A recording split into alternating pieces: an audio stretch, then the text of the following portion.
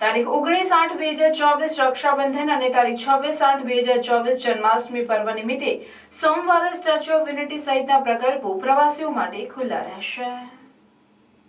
વિશ્વભરના પ્રવાસીઓ માટે સ્ટેચ્યુ ઓફ યુનિટી પ્રવાસ માટે પ્રથમ પસંદગીનું સ્થળ બન્યું છે। એસયુના ચેરમેન મુકેશ પુરી અને મુખ્ય કારોબારી અધિકારી ઉદિત અગ્રવાલ દ્વારા જે તે સોમવાર તહેવાર હોય તે દિવસે પ્રવાસીઓની માંગણીને ધ્યાને લઈને સોમવારે પણ સ્ટેચ્યુ ઓફ યુનિટી સહિતના પ્રકલ્પો પ્રવાસીઓ માટે ખુલ્લા રાખવાનો નિર્ણય કરવામાં આવ્યો છે। તે મુજબ 19/8/2024 રક્ષાબંધન અને 26/8/2024 જન્માષ્ટમી પર્વ નિમિત્તે સોમવારે પણ સ્ટેચ્યુ ઓફ યુનિટી સહિતના પ્રકલ્પો પ્રવાસીઓ માટે ખુલ્લા રહેશે।